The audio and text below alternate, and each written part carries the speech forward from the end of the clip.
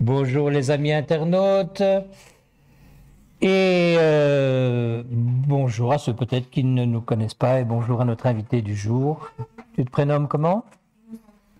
Bonjour Innocente, sois la bienvenue parmi nous. Aujourd'hui, on va aborder un enseignement qui est demandé par certaines depuis très longtemps, qui sont les 10 commandements. On les appelle aussi le décalogue ou les 10 paroles de l'Éternel. Et je vais bien sûr vous lire les textes qui s'y rapportent dans Exode 20. Et on va commencer au verset 1.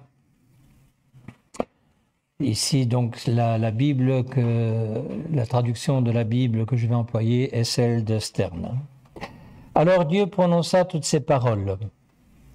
Je suis Adonai, ton Dieu, qui t'ai fait sortir du pays d'Égypte, de la maison de servitude. Tu n'auras pas d'autre Dieu devant moi. Tu ne te fabriqueras pas d'image taillée, ni de représentation quelconque de ce qui est en haut dans les cieux, en bas sur la terre ou dans les eaux au-dessous du rivage. Tu ne t'inclineras pas devant elles et tu ne les serviras pas. Car moi, Adonai, ton Dieu, je suis un Dieu jaloux, qui châtie les enfants pour les péchés des parents jusqu'à la 3e et la 4e génération de ceux qui me haïssent, mais qui manifeste sa grâce jusqu'à la 1000e génération de ceux qui m'aiment et gardent mes mitzvot, donc les commandements, les préceptes. Tu n'useras pas du nom d'Adonai, ton Dieu, à la légère, car Adonai ne laissera pas impuni celui qui usera de son nom à la légère. Souviens-toi du jour du Shabbat pour le mettre à part pour Dieu. Tu as 6 jours pour travailler et faire tout ton ouvrage, mais le 7e jour est un sabbat en l'honneur d'Adonai, ton Dieu. Ce jour-là, tu ne feras aucun ouvrage, toi, ton fils ou ta fille, ton serviteur ou ta servante, ton bétail et l'étranger qui séjourne chez toi dans tes portes, car en 6 jours Adonai a fait les cieux, la terre, la mer et tout ce qui s'y trouve, mais le 7e jour il s'est reposé, c'est pourquoi Adonai a béni ce jour, Shabbat, et l'a consacré pour lui. Honore ton père et ta mère afin que tu vives longtemps sur la terre qu'Adonai ton Dieu te donne. Tu ne tueras pas, tu ne commettras pas d'adultère, tu ne voleras pas, tu ne donneras pas de fausses preuves contre ton prochain. Tu ne convoiteras pas la maison de ton prochain, tu ne convoiteras pas la femme de ton prochain, son serviteur ou sa servante, son bœuf, son âne, ni rien qui appartienne à ton prochain. Tout le peuple fut témoin du tonnerre, des éclairs, du son du chauffard et de la montagne fumante. Lorsque le peuple vit cela, ils tremblèrent. On rentre dans une dimension particulière de la connaissance de Dieu par lui-même. C'est quelque chose d'extraordinaire. C'est la seule fois que Dieu écrit dans la parole de Dieu. Même Jésus n'a jamais écrit, le seul écrit qu'on connaît de Jésus, c'est le fameux dessin du poisson, l'ictus, au moment où on lui amène la femme adultère pour la juger, mais d'écrit de Jésus-Christ, il n'y en a pas. Amen. Alors, on va remettre le contexte des 10 commandements. Il est donné au moment où Dieu libère son peuple du pays de la servitude, donc il sort d'Égypte, et où effectivement le peuple d'Israël ont déjà pu constater sa puissance puisqu'ils ont vu les 10 plaies que Dieu a infligées à l'Égypte. Il a vu aussi comment ils ont été nourris, que ce soit par la manne ou même d'écailles. Il a vu que les habits ne s'abîmaient pas, les sandales non plus, que Dieu était capable de faire des choses tout à fait inexplicables. Donc déjà là, on est dans un contexte particulier. Les hommes, les Israélites de cette époque, savent déjà en gros qui est Dieu. Amen. On s'en souvient. Alors, d'abord, les 10 commandements ont été écrits tout simplement parce que, bien sûr, Dieu veut notre bien. Il sait que nous ne sommes absolument pas capables de nous diriger tout seuls. On en voyait encore les fruits dernièrement en parlant de ce que vous savez. Je ne vais pas remettre le mot parce que sinon encore de nouveau on va nous siffler notre notre partage. Mais bon, l'éducation et un tas d'autres choses que Dieu veut nous donner par ses 10 commandements est une nécessité pour que nous puissions bien fonctionner. Ça va à l'encontre de ce que le monde veut nous apprendre, le bien-être personnel, l'épanouissement personnel, etc., etc. Vous connaissez la chanson, il est interdit d'interdire, enfin voilà, on fait ce qu'on veut comme on veut.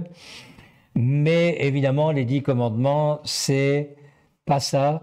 Ça nous rappelle que l'homme n'est pas à la mesure de toute chose et qu'on a besoin de lui pour savoir comment bien fonctionner. Amen. La majorité des 10 commandements, 6 sur 10, concernent l'homme dans les relations avec son prochain. Mais avant d'y arriver, on va commencer par le premier commandement. Je vous rappelle, bon là je vais vous le lire dans les textes que vous avez dans la Louis II, la Semeur, la Louis II 21, etc., etc., toutes ces versions que nous connaissons mieux. Je suis l'Éternel ton Dieu qui t'ai fait sortir du pays d'Égypte, de la maison de servitude. Tu n'auras pas d'autre Dieu devant ma face. Là, on voit plutôt que c'est Dieu qui se présente, ce n'est pas un commandement. D'accord? Il dit qui il est. Je suis. Mais je reviens sur ce que je disais tout à l'heure, ça a un sens pour ceux qui entendent ce qu'il dit. Parce que forcément, il s'était déjà présenté à Moïse, à Aaron et à d'autres pour leur expliquer ce qu'il allait faire avec son peuple, c'est-à-dire le sortir du pays de la servitude. Donc, il se présente. Dieu tient à rappeler qui il est. Il l'a fait pour les Israélites de ce temps-là, et il le fait pour nous tout le temps. Amen. Ton Dieu, je suis ton Dieu. Ça veut dire qu'on va le voir tout de suite après, il n'est pas question pour lui d'une acceptation d'un mélange quelconque. Tout à l'heure, vous m'aviez déposé gentiment 3 cartes postales avec justement ce qu'il est tout à fait interdit dans les 10 commandements, c'est de reproduire des images, quelles qu'elles soient, qui rappellent son image à lui d'une manière quelconque. C'est quelque chose qu'il ne veut pas. Ce qu'il a fait, il l'a fait pour son peuple. Donc, ça, on peut encore le comprendre d'hommes et de femmes qui ne le connaissent pas bien. On fait une image taillée à la ressemblance du Dieu de notre imagination. Mais il ne veut surtout pas que nous servions le Dieu de notre imagination. Il veut que nous le servions, lui, comme il l'a décidé. Donc les 10 commandements, en fait, sont des rappels de ce qu'il veut pour que nous puissions le servir convenablement et sans nous casser la tête de savoir comment le faire. Pourquoi? Je vais peut-être vous étonner, mais il y a énormément de religions dans le monde et je vous pose une question, est-ce que vous savez combien il y a de religions reconnues à l'heure actuelle dans le monde? Ce sont les sciences sociales qui s'occupent de ça. Donc ce sont des universitaires spécialisés en géopolitique et autres qui ont fait des recherches. À votre avis, si je vous demande, dites-moi un chiffre. Moi je vais dire 3. 3, 5, 5. De religions existantes dans le monde. 1000. Non. Je vous dirai tout à l'heure. Tu as gagné. Je vais le rappeler tout à l'heure, mais oui. Pourquoi Dieu insiste-t-il en ajoutant du pays de servitude? Écoutez, parce que du temps des Israélites, comme de notre temps, puisque Dieu nous a sortis aussi du pays de servitude, nous allons vouloir y retourner souvent. Il nous rappelle qu'il nous a sortis de là. Baptême. J'étais comme ça, dans ce camp-là. À partir de maintenant, j'ai choisi d'aller dans ce camp-là. Je ne suis plus comme j'étais avant. C'est ce qu'on appelle la conversion. Mais voilà. Comme nous étions bien en Égypte, ont dit les Israélites à Moïse, quand il y avait quelques difficultés. Et souvent, nous, quand nous rentrons dans la difficulté, on se dit « Ah, c'était bien mieux avant, il ne fallait pas que je fasse d'efforts. » C'est pour ça qu'il insiste. « Je vous ai sorti du pays de servitude. » Méfions-nous parce que cela peut nous arriver, et quand ça nous arrive, ne nous souvenons pas des bons côtés ou de la facilité de ce que ce pays de servitude pouvait nous apporter, mais surtout des grosses difficultés et surtout du manque de vie éternelle totale. Amen. Amen. Dieu exige, tu n'auras pas d'autre Dieu devant ma face. Il ne discute pas avec nous, il dit tu n'en auras pas. Alors, ce qu'il y a de facile avec Dieu, c'est de comprendre ce qu'il dit. Et c'est une des raisons d'ailleurs pour lesquelles les 10 commandements, pour ceux qui ne sont pas nés de nouveau, qui n'ont pas choisi d'être disciples de Yeshua, c'est très compliqué parce que ça ne donne pas lieu à un débat. En fait, Dieu ne débat pas avec nous. Il nous dit comment il veut. Il exige que nous soyons avec lui dans nos comportements, notre manière d'être, notre pensée, de voir les choses. Il les veut comme lui les a. Et c'est d'ailleurs pour cette raison-là qu'il faut une révélation de la part de Jésus-Christ. Sinon, ce n'est pas possible. Un être humain non régénéré par le Saint-Esprit ne peut pas accepter les 10 commandements comme étant quelque chose de raisonnable. De raisonnable intellectuellement, oui, mais de faisable dans la vie de tous les jours, non. Jésus, ce premier commandement, écoutez bien, il disait, tu aimeras le Seigneur ton Dieu de tout ton cœur, de toute ton âme et de toute ta pensée. En fait, il résumait toute la loi de Dieu. C'est dans Matthieu, au chapitre 22, verset 37, si je ne me trompe pas, mais je pense que c'est ça. Il faut que nous revenions des écrits hébraïques aux écrits apostoliques pour savoir que Dieu est parfaitement en accord, que Jésus est parfaitement en accord avec son Père concernant cela. Amen. C'est pas discutable. Alors, question pour aller plus loin. Bon, bien sûr, on va pas pouvoir y répondre maintenant, vraiment, mais essayez de, par rapport déjà à ce premier commandement, vous êtes déjà plongé dans le cours, le fait que ce commandement soit le premier a-t-il, selon vous, une importance particulière? Oui ou non, on aurait pu le mettre en dernier lieu ou pas. Est-ce que Dieu est trop exigeant par rapport à ce que j'ai dit? Puisque bien, il s'agit là d'une exigence. On ne peut pas rentrer dans une dimension de débat. Il ne débat pas avec nous. C'est un peu comme quand un patron qui paye très bien ses employés lui dit « tu fais ça aujourd'hui », l'employé ne va pas avoir cette idée d'aller lui dire « bon, je pense pas, moi je préférerais faire ça aujourd'hui ». Et le patron il va dire « c'est pas ce que je te demande de faire ce que tu as à faire et pas autre chose ». D'accord? Question, quels sont les dieux, entre guillemets, qui pourrait faire concurrence avec votre Dieu, avec un grand D, dans votre vie? Qui peut faire concurrence avec Adonai? Les églises catholiques, puisqu'il y a des... Ah non, dans la vie personnelle. L'argent, les dépendances, les passions autres que celles que Dieu nous demande d'avoir. Ok, on va passer maintenant au deuxième commandement. Je relis dans les mêmes versions que les vôtres. Tu ne te feras pas d'image taillée, ni de représentation quelconque des choses qui sont en haut dans les cieux, qui sont en bas sur la terre et qui sont dans les eaux plus bas que la terre.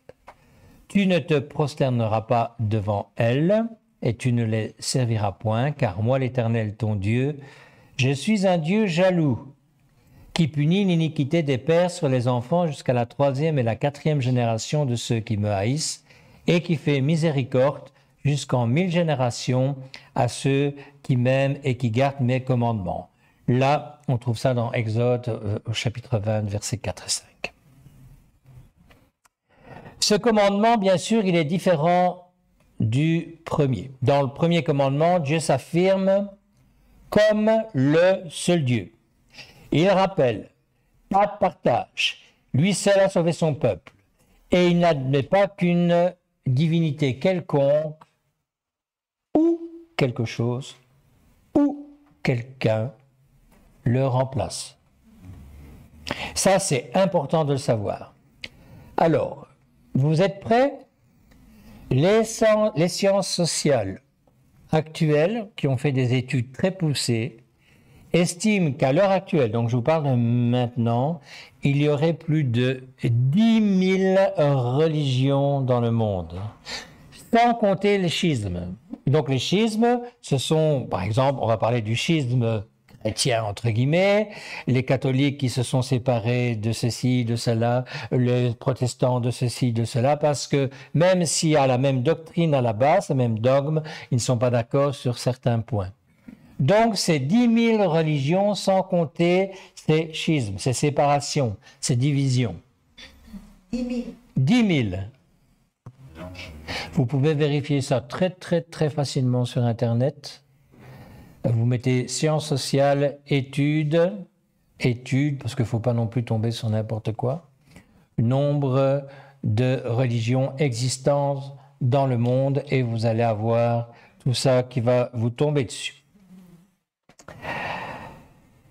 Mais pourquoi est-ce qu'il y a ces deux commandements qui sont assez particuliers? Parce que nous avons toujours tendance à chercher des idoles. Je m'explique. Quelqu'un qui ne connaît pas Dieu, qui a un peu d'argent, qu'est-ce qu'il fait? Il va se chercher la voiture de ses rêves. Oui ou non? Et quand il l'aura, il va l'idolâtrer. Mais ça ne va pas durer très longtemps. Après celle-là, il voudra peut-être un magnifique cheval andalou.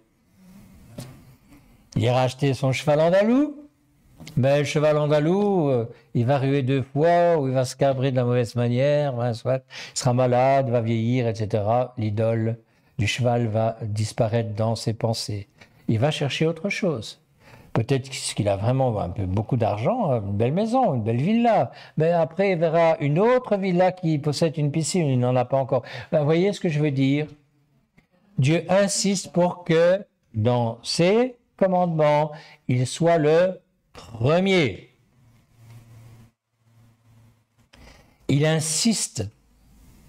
Ces 2 premiers commandements, le premier est plus une présentation qu'autre chose, mais ce sont des commandements qui le rapportent à la relation qu'il veut que nous ayons avec lui.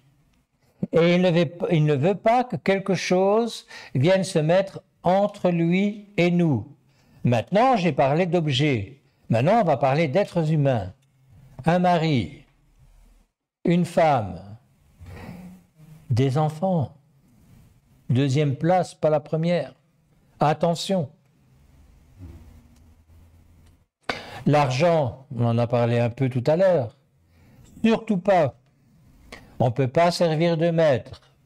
On ne peut pas servir Dieu ni Mammon. Le Dieu de l'argent, c'est Mammon. On ne peut pas. OK? Donc, on retient cela. Alors, 3e commandement. Tu ne prendras pas le nom de l'Éternel, ton Dieu, en vain. Car l'Éternel ne laissera point impuni celui qui prendra son nom en vain. C'est vraiment intéressant de prendre plusieurs versions bibliques, parce que c'est pas, les traductions ne sont pas les mêmes.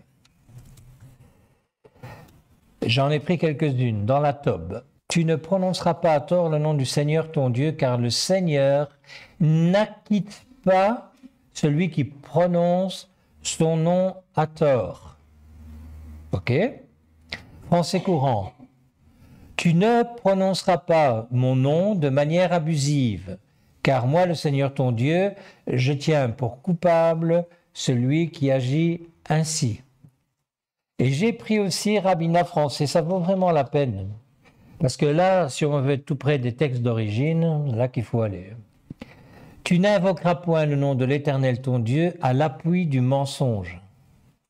Car l'Éternel ne laisse pas impuni celui qui invoque son nom pour le mensonge. Vous vous rappelez de ce que nous étions obligés de faire pour ceux les plus anciens quand on rentrait au tribunal? On faisait serment, on prêtait serment sur la Bible. Au nom de Dieu, on promettait de ne pas rentrer dans la dimension du mensonge. Eh bien, ça vient de là. OK? Prêter serment en mentant. En Israël, quand quelqu'un avait un différend avec son prochain, par exemple quand une personne était soupçonnée d'avoir volé, on demandait à la partie accusée de prêter serment au nom de l'Éternel. On n'a rien inventé du tout. C'était déjà à l'époque quelque chose qui était très courant.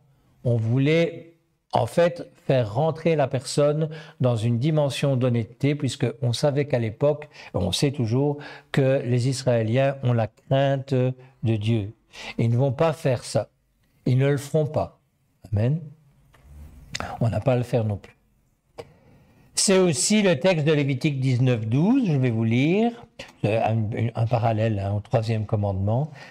Vous ne jurerez pas faussement par mon nom, car tu profanerais le nom de l'Éternel ton Dieu, je suis l'Éternel.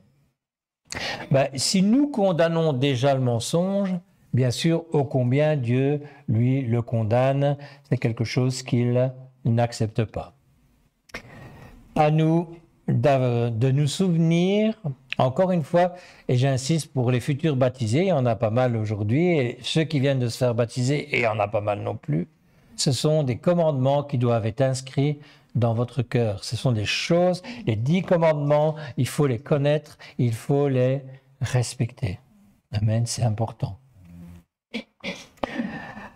On ne peut pas parler de Dieu avec légèreté, ça aussi c'est ce que ça veut dire. L'attitude de Jésus, ça vaut la peine de s'arrêter sur la prière que Jésus inspire à ses disciples. Vous voyez de quelle prière je vais parler, c'est le Notre Père. Elle commence comme ça.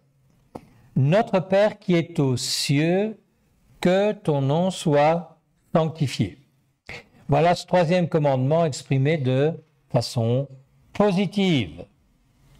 C'est la manière de Jésus de dire oui, le troisième commandement, c'est ça, c'est bon. D'accord? Sanctifier le nom de Dieu notre Père devient quoi? À l'époque, c'est la préoccupation majeure de Jésus. Il apprend ses disciples à sanctifier le nom de son Père dans leurs attitudes. La connaissance des 10 commandements, du décalogue ou des 10 paroles, comme vous voulez, si elles ne servent qu'à les connaître, ça ne sert à rien. C'est connaître pour mettre en application. C'est ce que Jésus a fait. Il le dit en Matthieu 5, il est venu accomplir la loi et les prophètes. Il est venu accomplir quelque chose, bien sûr, par la croix, mais nous savons il insiste, qu'il n'y a rien qui va disparaître de ce qui a été écrit dans les Écritures hébraïques. Amen? D'accord? On sait que ça peut être très grave. Vous vous souvenez, en Acte 5 au verset 4, je vais vous lire. Je dirais devant le simple mensonge, d'Ananias, Pierre déclare, « Ce n'est pas à des hommes, mais à Dieu que tu as menti. » Il en est toujours ainsi, même si dans sa grâce et sa patience, Dieu ne nous traite pas toujours comme il l'a fait pour Ananias, et heureusement pour chacun d'entre nous, parce que pour ceux qui ne connaîtraient pas cette histoire, Ananias est mort. C'était la punition. D'accord? On sait que Dieu ne laisse pas impuni. On a la chance maintenant de vivre dans une ère où Jésus a payé le prix de nos fautes. C'est une évidence même, mais c'est pas pour ça que tout est permis et qu'on peut faire n'importe quoi. D'accord? Alors, on arrive au 4e commandement. Oh là là, ça, qu'est-ce que ça a pu soulever comme débat? Le samedi, le dimanche, pas le vendredi, certainement pas, etc. Écoutez bien, souviens-toi du jour du repos pour le sanctifier. Tu travailleras 6 jours et tu feras tout ton ouvrage, mais le 7e jour est le jour du repos de l'Éternel ton Dieu. Donc il est clairement indiqué qu'il s'agit du samedi. Tu ne feras aucun ouvrage, ni toi, ni ton fils, par rapport au calendrier juif bien sûr. Tu ne feras aucun ouvrage, ni toi, ni ton fils, ni ta fille, ni ton serviteur, ni ta servante, ni ton bétail, ni l'étranger qui est dans tes portes, car en 6 jours, l'Éternel a fait les cieux, la terre et la mer, et tout ce qui est contenu. Il s'est reposé le 7e jour, c'est pourquoi l'Éternel a béni le jour du repos et l'a sanctifié. Observe le jour du repos pour le sanctifier comme l'Éternel ton Dieu te l'a ordonné. Tu travailleras 6 jours et tu feras tout ton ouvrage, mais le 7e jour est le jour du repos de l'Éternel ton Dieu. Tu ne feras aucun ouvrage, ni toi, ni ton fils, ni ta fille, ni ton âne, ni aucune de tes bêtes, ni l'étranger qui est dans tes portes, afin que ton serviteur et ta servante se reposent comme toi. Tu te souviendras que tu as été esclave au pays d'Égypte et que l'Éternel ton Dieu t'en a fait sortir à main forte et à bras étendus. C'est pourquoi l'Éternel ton Dieu t'a ordonné d'observer le jour du repos. Donc on trouve ça dans Deutéronome 5, versets 12 à 15, et ce que je vous ai lu avant, c'est dans Exode 20, versets 8 à 11. Oui, donc en fait, il y a le premier texte que j'ai lu, c'est Exode 20, versets 8 à 11, et le deuxième, c'est Deutéronome 5, versets 12 à 15. D'accord?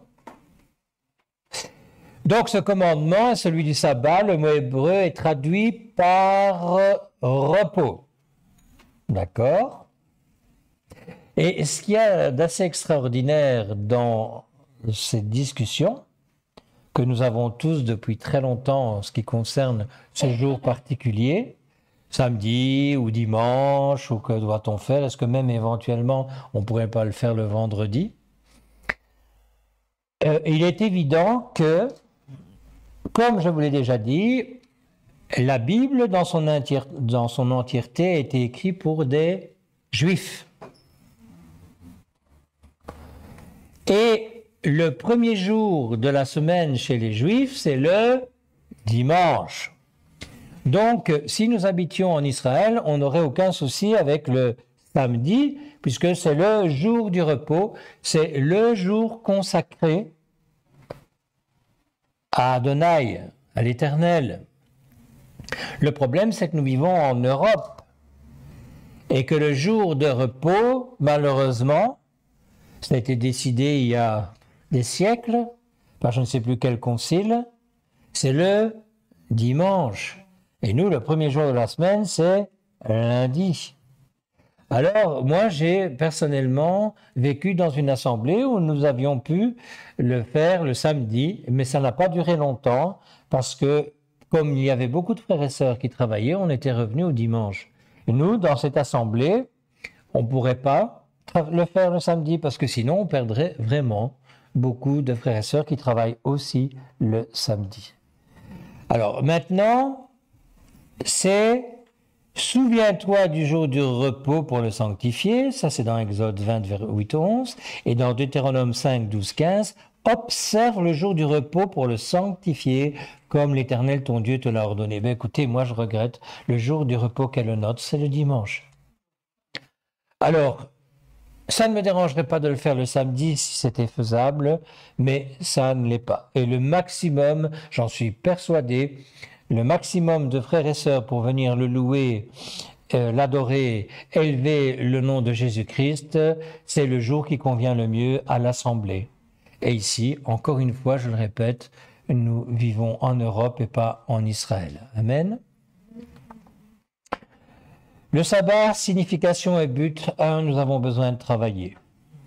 Donc, voilà. On va être fatigué au bout d'une semaine et je sais que beaucoup d'entre vous savent ce que je veux dire. Donc, ça veut dire que nous avons besoin d'un jour de repos. C'est d'une logique implacable. On sait aussi que le travail n'est pas tout dans la vie. Dans ce jour du repos, c'est l'occasion d'être dans la communion fraternelle, en famille d'abord, mais dans notre famille qu'est l'Assemblée, pour encore une fois nous rappeler par Acte 2, 42, ce que nous devons faire pour plaire à Dieu. Acte 2, 42, c'est l'enseignement des apôtres, c'est la prière, c'est la communion fraternelle et c'est la Sainte Seine. On peut aussi, rentrer dans des dimensions qui sont celles-ci. C'est pas exactement comme ça que Dieu voyait les choses, mais nous faisons avec l'époque dans laquelle nous vivons aussi. Et je crois que ça ne déplaît pas au Seigneur. En fait, ce qu'il veut, c'est que nous lui réservions un jour. Je crois que c'est le plus important dans ce commandement. Alors, un jour qui rappelle ce que Dieu a fait pour son peuple aussi. Et on peut voir un peu ce que Jésus fait par rapport au sabbat, au jour du sabbat. Alors je lis, Jésus s'est caractérisé par un grand respect de la loi de Dieu et de ses ordonnances. On sait d'ailleurs tous très bien qu'il allait prêcher où? Dans les synagogues. Il n'y avait pas d'assemblée à l'époque, il n'y avait pas d'église. On connaît pourtant les controverses qu'il a eues avec les pharisiens qui lui reprochaient de faire ses guérisons le jour du sabbat. C'est que les hommes n'ont pas à changer le sens de ce commandement en le légalisant. C'est ça le danger du absolument samedi. Et en le codifiant de façon excessive, ce qui est encore le cas aujourd'hui dans le judaïsme rabbinique, notamment, mais dans certaines assemblées messianiques. Je ne suis pas contre, je répète. Réellement, le jour, c'est le samedi. Mais j'ai expliqué pourquoi nous le faisions le dimanche. Jésus a dû s'élever contre ces abus en rappelant que Dieu a fait le sabbat pour le bien de l'homme et non le contraire.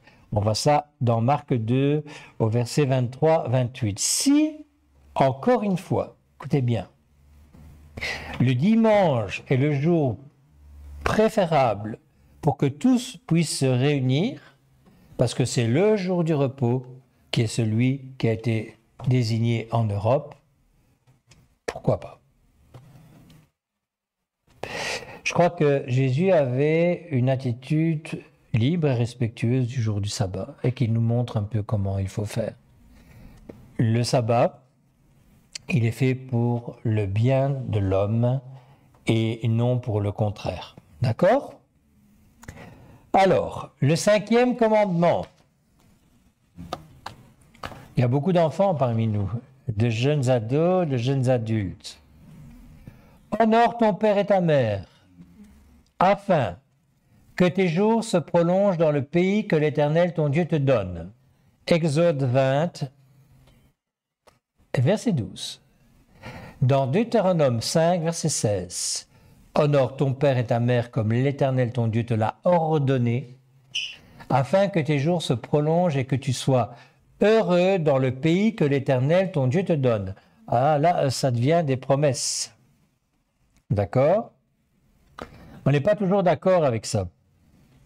Parce que mon papa il est comme ça, ma maman est comme ça, mais là, c'est très clair. Et c'est parfois bien compliqué. Pourquoi? Quand on a des parents qui ont la même foi que la nôtre, c'est facile. Mais quand on a des parents qui n'ont pas la même foi que la nôtre, aïe, aïe, aïe, aïe, aïe, c'est différent. Mais Dieu n'est-il pas le créateur de la cellule familiale? Et c'est à nous qui avons reçu la révélation de Christ d'être des témoins vivants du fait que nous connaissons effectivement les 10 commandements et que nous voulons les respecter. C'est pas toujours très simple, je sais. Mais c'est comme ça. On peut remarquer, je lis, au passage qu'en Lévitique 19.3, Dieu fait le lien entre l'observance du 4e et du 5e commandement. Pour lui, respecter le sabbat est tout aussi important que d'honorer son père et sa mère. La manière dont Jésus a uni les deux tables de la loi en Matthieu 22, 34, 40, c'est de ça que je parle. Et on pourra ajouter que ne pas respecter un commandement, c'est nécessairement se mettre en porte-à-faux avec quoi? Avec tous les autres. Donc, même s'il y a des commandements qu'on a du mal à respecter pour quelque raison que ce soit, il faut savoir que ça va entraver notre relation avec le Seigneur. Amen. Hein? Mais ça veut dire qu'on va se priver de la bénédiction. Mais si on se prive de la bénédiction, ce ne sera pas sans conséquence. Bénédiction, malédiction, si vous voulez les avoir devant vous, vous lisez Deutéronome 28. C'est un commandement. Honore, honore. Et oui, ton père et ta mère. Une promesse afin que tu sois heureux. Alors, je passe certaines choses parce que je voudrais quand même qu'on passe tous les commandements en revue. Vous comprenez bien qu'on ne peut pas étudier tout ça sur 1 heure. Hein. Donc là, je résume ce qui est important, mais à vous d'aller gratter un peu plus loin. Si vous avez des questions à me poser, vous pourrez les poser tout à l'heure. Le 6e commandement, tu ne commettras pas de meurtre. Nous savons que Dieu est l'auteur de la vie. Et il est celui qui reprend aussi. Ce n'est pas à nous de décider de quand une vie se termine. C'est très clair.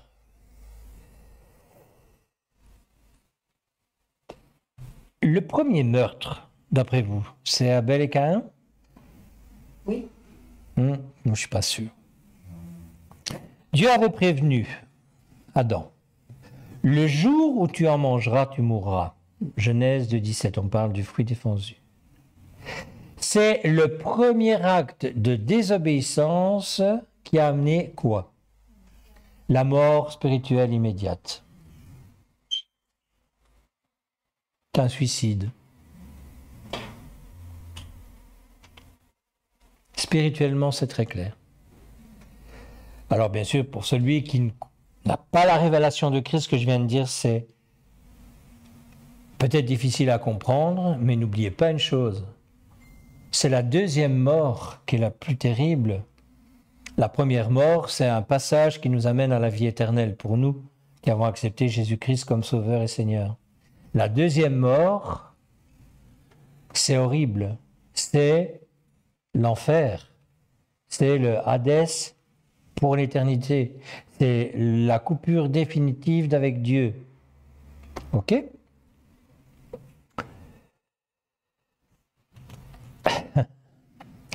Alors vous allez me dire, tu peux nous parler un peu de la loi du talion?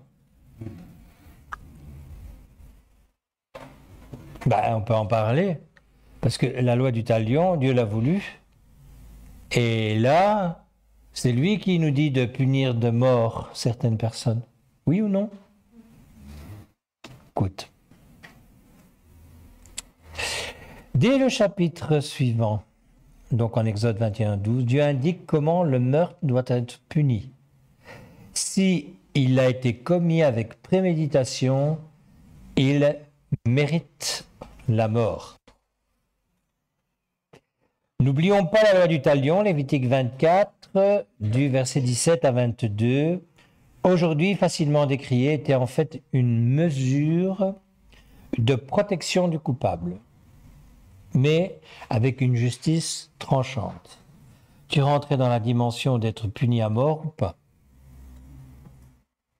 Quelque part, à l'heure actuelle, quand on voit ce qui se passe, on peut en parler avec les fameux procès de Paris et de Bruxelles. Je n'ose même pas dire le mot, parce que sinon on va encore nous couper.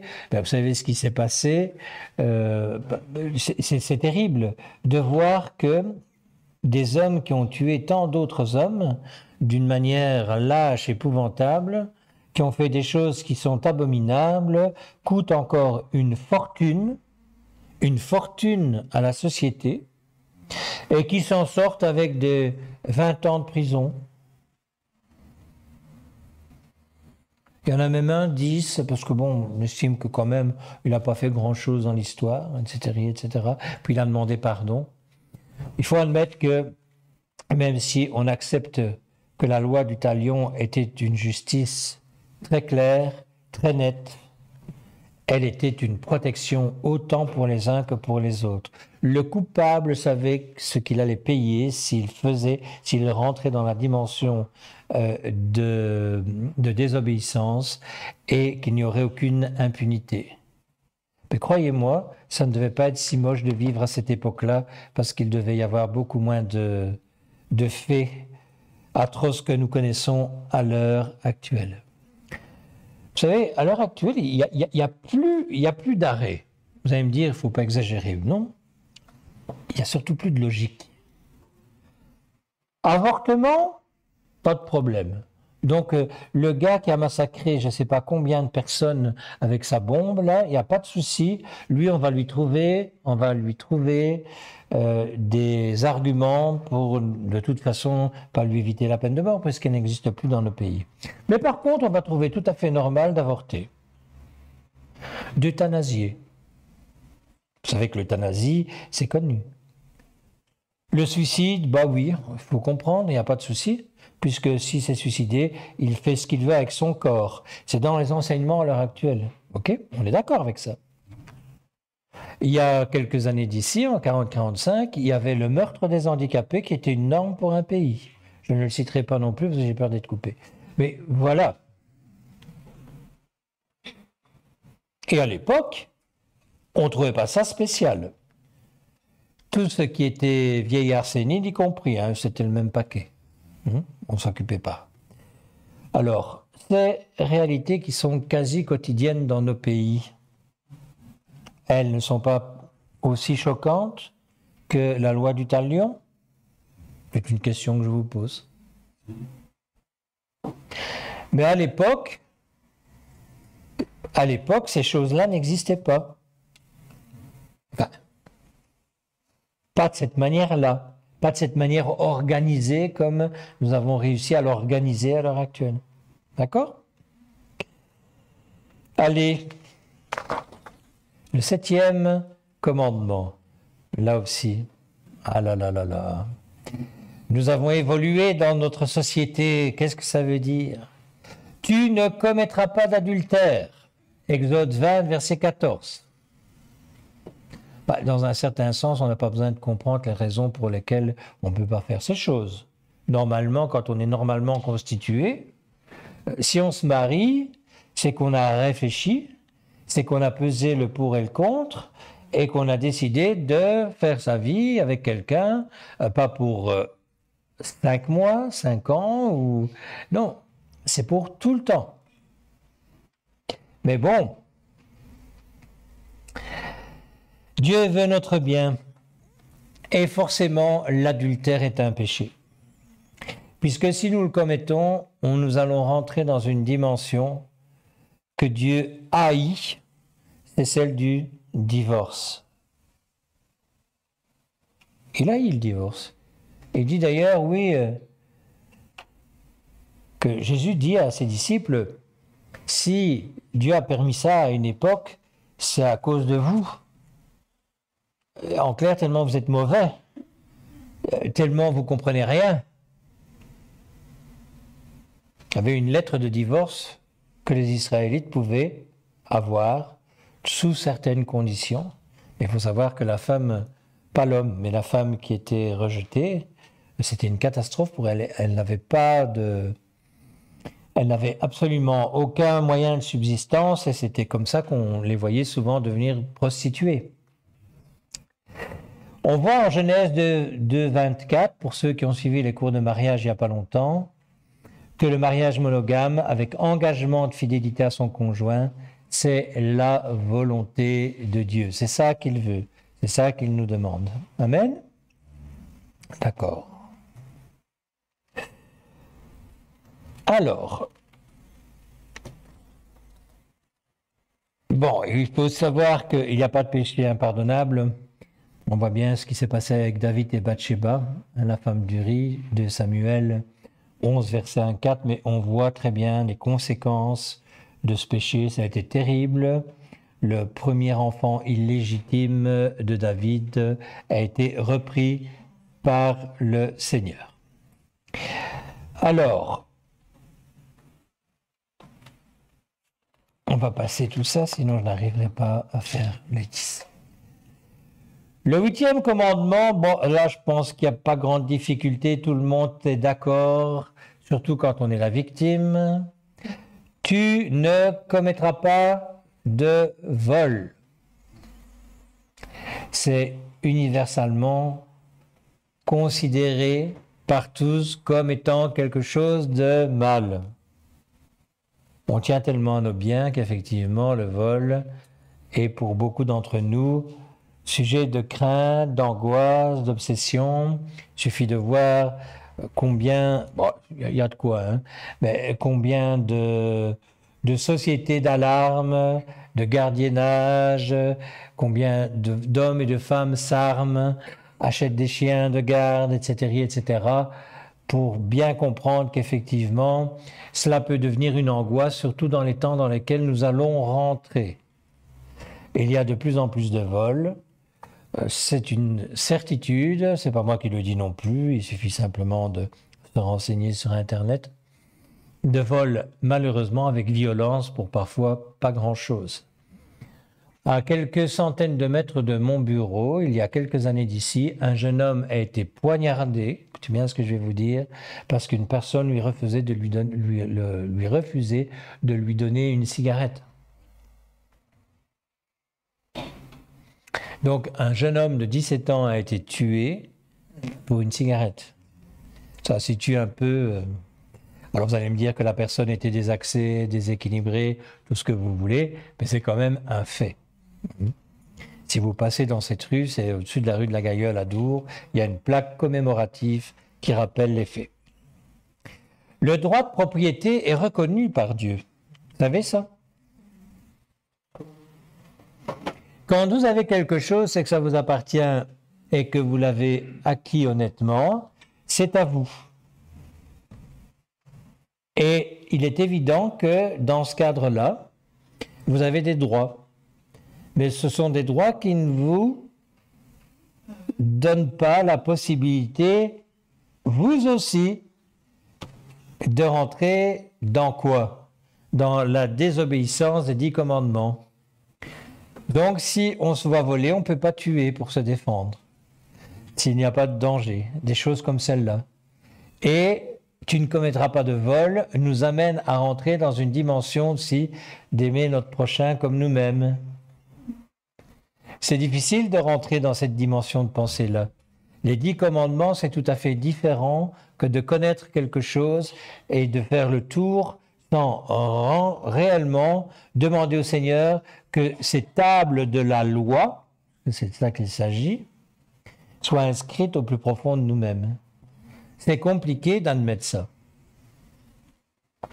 C'est pour ça que je vous disais tout à l'heure, les 10 commandements ne sont absolument pas acceptables pour des gens qui ne croient pas ou pour des chrétiens pas nés de nouveau. C'est quelque chose de très très compliqué à admettre et à vivre. D'accord? Alors, qu'est-ce que Dieu avait prévu en Israël? Écoutez bien. Si l'adultère devait être puni de mort en Israël, le voleur devait se contenter de restituer 4 ou 5 fois le montant de son larcin. S'il ne l'avait plus en sa possession, on voit ça dans Exode 21, 37, il a décidé de rendre, par exemple on parle de Zachée, en le multipliant par 4 tout ce qu'il avait volé dans sa vie. Vous vous souvenez de Zachée? Luc 19, verset 1, 10. Et 2 fois pour le préjudice occasionné si le butin était entre ses mains. Exode 22, 3. S'il n'avait pas de quoi payer, il devait être vendu lui-même pour son vol, c'est-à-dire qu'il devenait esclave jusqu'à ce qu'il ait gagné la somme à restituer. En d'autres termes, il devait travailler pour celui qu'il avait volé jusqu'au moment où le salaire qu'il aurait dû percevoir était suffisant pour couvrir son larcin. D'accord?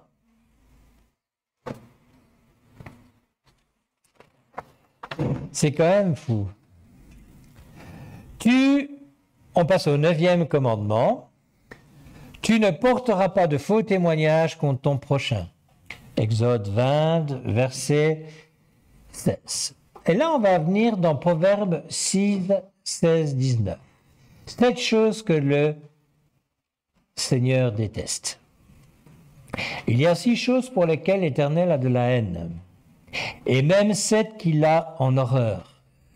Les yeux hautains, la langue trompeuse, les mains qui répandent le sang innocent, le cœur qui médite des projets injustes, les pieds qui se hâtent de courir au mal, le faux témoin qui profère des mensonges et celui qui déchaîne des querelles entre frères. Bon, ça nous ramène directement au commandement, hein. Ça c'est très très clair. On voit que tous les commandements sont imbriqués les uns dans les autres. C'est la pensée morale de Dieu. Ça, c'est sa pensée. C'est ce qu'il est dans son âme. C'est pour ça qu'il ne sait pas mentir. Dans la parole, il est dit qu'il n'est pas homme pour mentir. Il ne saurait pas mentir. C'est pas possible. C'est pas dans sa nature. D'accord ?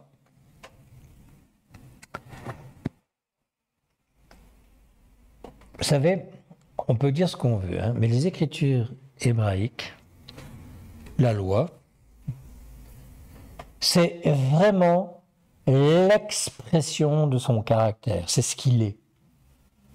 C'est pour ça que les 10 commandements sont importants pour nous, non seulement dans la connaissance, mais dans la mise en application tous les jours de notre vie. C'est ça qu'on appelle la sanctification. Combien de chrétiens commettent des petits larcins en disant c'est pas grave? Combien de chrétiens font du noir en disant c'est pas grave? Combien de chrétiens évitent de payer leur procès parce que c'est pas grave? Combien de chrétiens font des choses qu'ils ne peuvent pas parce que c'est pas grave? Mais l'accumulation des petits c'est pas grave fait que tu es un pécheur devant ton Seigneur. Et que tu ne comprends pas toujours pourquoi il ne te répond pas. Il ne te répond pas parce que tu fais les choses pas comme il veut. L'expression de son caractère doit être respectée.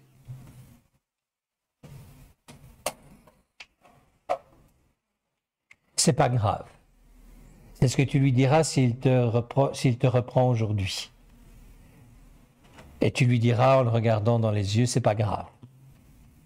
Tu vas voir que tu vas avoir des sacrés soucis. Alors, on en vient au 10e commandement. Et ce n'est pas le moindre. Donc c'est celui que je vais vous lire, se trouve dans Exode 20 au verset 17. Tu ne convoiteras pas la maison de ton prochain. Tu ne convoiteras pas la femme de ton prochain, ni son serviteur, ni sa servante, ni son bœuf, ni son âne, ni aucune chose qui appartienne à ton prochain. Ça ne vous rappelle pas le premier commandement et le deuxième? Qui doit être le premier? Lui. Donc forcément, ces choses-là ne peuvent pas être l'expression du caractère de Dieu. C'est vraiment, vraiment ça. La convoitise est autre chose que le simple désir. Écoutez bien. En effet, Dieu ne veut pas nous priver du désir et du plaisir d'obtenir. Quand ce sont de bonnes choses légitimes que nous souhaitons posséder pour vivre en employant les bons moyens pour y arriver. Donc, c'est-à-dire, avec ce qu'il nous a demandé, c'est d'être des travailleurs, pas des profiteurs. Mes frères et sœurs, il y a un point dans lequel je vais insister aujourd'hui. Si ta vie, c'est le chômage, c'est tous les trucs qui te permettent d'avoir des sous sans rien faire, tu n'es pas dans l'expression du caractère de Dieu. Tu es tout à fait à côté de la plaque. Tu es un voleur de l'État. Tu vas me dire, mais l'État est un voleur aussi. Certainement. Mais ça n'a aucune espèce d'importance par rapport à ce que Dieu nous demande d'être et de vivre. D'accord? Si nous désirons quelque chose et que ça devient une obsession, il y a un problème. C'est qu'on n'a pas et qu'on ne connaît pas le caractère de Dieu. Ça veut dire qu'on a un problème dans la révélation de Jésus-Christ, dans la relation avec lui, parce que le Seigneur Jésus va toujours nous ramener à ce caractère divin qu'il veut que nous connaissions et que nous mettions en pratique. Et ce, dans tous les domaines. Aussi, pour posséder quelque chose, nos motivations doivent être pures et en accord avec la parole de Dieu. Il y a des choses qu'on doit savoir. Dieu est premier dans nos vies ou il ne l'est pas. Si tu fais de quelque chose le plus important pour toi que la relation avec ton Dieu, tu as un vrai problème identitaire. Lequel? C'est celui du disciple que tu devrais être et que tu n'es plus, ou que tu n'es pas, ou que tu n'es pas encore. Moi, j'ai entendu plusieurs fois me dire, si Dieu permet ça dans ma vie, c'est fini, j'en veux plus. Il faut prier pour la personne. Parce qu'elle n'a pas compris. Combien j'ai pas vu de conjoints fous furieux parce que Dieu avait repris leur femme ou le contraire. Mais le Seigneur ne nous a jamais promis à nous, hommes et femmes de Dieu, que nous n'allions pas mourir. Donc forcément, dans nos familles, on va voir des gens mourir. Si c'est nos parents, c'est triste, mais c'est la norme. Si c'est des enfants, c'est encore plus triste. Mais s'il l'a décidé comme ça, il l'a décidé comme ça. Mais si ce parent ou cet enfant est plus important que lui, bien sûr, tu vas renier ton Dieu. Vous voyez où je vais en venir? Je prends des extrêmes, mais c'est ça. Si ta maison était extrêmement importante, tu as travaillé pendant 20 ans et que malheureusement elle est détruite par un incendie. Si c'était plus important que Dieu, tu vas renier ton Dieu pour cette maison et tu vas la pleurer. Dieu est un Dieu exigeant. Vous vous souvenez du départ de l'enseignement? Ça ne veut pas dire grand-chose pour certains peut-être d'entre nous, mais exigeant veut bien dire ce que ça veut dire. Amen. Alors, la convoitise, elle survient quand? Lorsque nous envions ce qui n'est ni à nous, ni pour nous. La femme de mon voisin, par exemple. S'il vous plaît. L'homme ou la femme de notre prochain, par exemple, mais aussi ses biens, son caractère, sa réputation, sa réussite, sa chance, sa santé, son intelligence, sa manière de vivre, son argent, la voiture, enfin, tout ce qu'on peut imaginer. Ça, c'est la convoitise. Un désir légitime qui n'est pas accompli pour quelque raison que ce soit, parce que ce n'est pas encore le temps, parce que Dieu ne l'a pas décidé, peut devenir une convoitise. Donc même ce qui est légitime, donc légitime entendez normal, c'est normal de vouloir le désirer, si vous ne l'avez pas, et que ça devient une fixation, faites attention. Parce que là aussi, vous allez rentrer dans la convoitise. Je le veux absolument. D'accord? Alors, la convoitise, c'est un grand piège. Vous savez pourquoi? Parce que c'est le péché, je dis bien, c'est le péché le plus facile à cacher. Ça ne se voit pas. Quelqu'un qui boit, ça se sent. Quelqu'un qui fume, ça se sent. Quelqu'un qui convoite, ça sent rien du tout. Et quelqu'un qui a l'habitude de camoufler ses émotions, vous ne saurez pas qu'il convoite. Et pourtant, la convoitise, elle peut amener l'homme et la femme à rentrer dans quelque chose d'impossible à se décroter s'il n'y a pas confession. Parce que vous allez toujours tomber sur un frère qui vous dira « tu sens l'alcool » ou « tu sens la cigarette » ou « tu fais ceci » ou « tu fais cela ». Je t'ai vu. Mais la convoitise, c'est là que ça se passe. Mais attention parce que ça va descendre là. On doit faire attention. C'est certainement le péché le plus facile à cacher, mais c'est un des plus destructeurs. La cigarette, elle va détruire tes poumons. Tu vas mourir d'un cancer peut-être, peut-être même pas. La convoitise, tu vas mourir, mais d'une manière terrible. Parce que quelque part, si personne n'a pu voir, et si tu ne t'es pas repenti comme tous les péchés, tu vas me dire, je suis tout à fait d'accord. Mais encore une fois, la convoitise peut devenir quelque chose comme une addiction, c'est obsédant. Et à un moment donné, on ne sait plus faire la différence entre ce qui est légitime ou ce qui devient une convoitise. C'est pour ça qu'en mettant Dieu premier en toute chose, le reste vient en deuxième position et il nous permet de voir les choses telles qu'elles sont. La convoitise, pas, elle va nous amener droit dans le mur. Je veux, j'ai besoin. Je veux, j'ai besoin. Alors qu'en fait, souvent, on n'a besoin pas du tout de ça, mais d'autre chose. D'accord?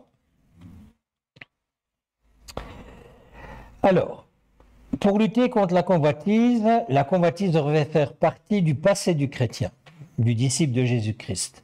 Vous verrez ça, je ne vais pas vous le lire maintenant parce que ça prendrait trop de temps. Dans 1 Pierre, chapitre 1, verset 14, et au chapitre 4, verset 2. Nous savons que nous vivons dans un monde où la convoitise, c'est normal. Mais je sais que je ne dois plus y participer.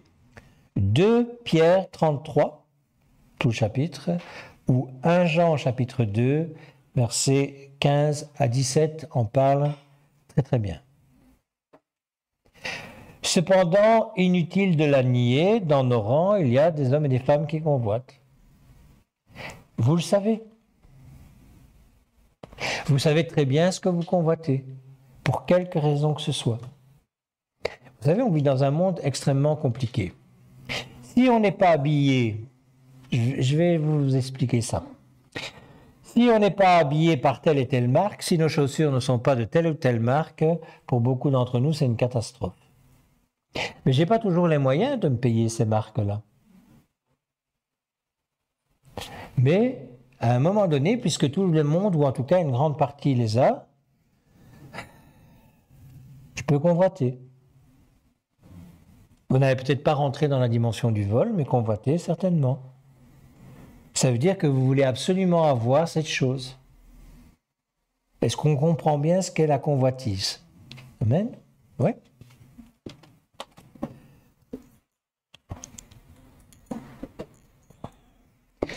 Écoutons ce que Dieu a à nous dire par rapport à nos manquements, à ce que nous croyons être des manquements dans nos vies de tous les jours. Luc 15, 31. Luc, il disait quelque chose de beau. Tu es toujours avec moi.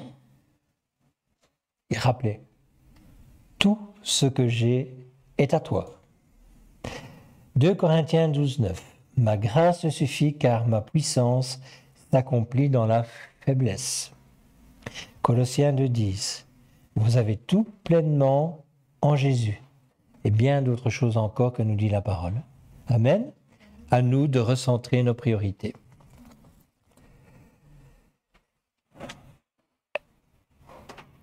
Qu'est-ce que le Seigneur nous demande par rapport à tout ce qu'on vient de dire maintenant? je vous lis un texte biblique qu'on trouve dans Romains 13, versets 8 à 10. Ne devez rien à personne si ce n'est de vous aimer les uns les autres. Car celui qui aime les autres a accompli la loi. En effet, les commandements, tu ne commettras pas d'adultère, tu ne tueras pas, tu ne déroberas pas, tu ne convoiteras pas, et ce qu'il peut encore y avoir se résume dans cette parole. Tu aimeras ton prochain comme toi-même. L'amour ne fait pas de mal au prochain.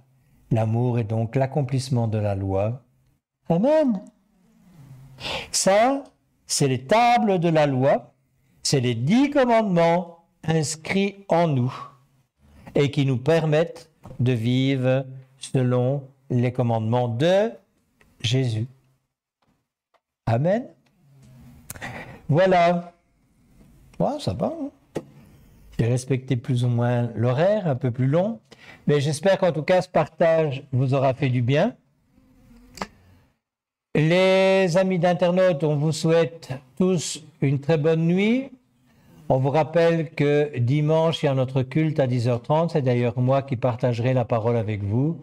Soyez bénis et à très bientôt.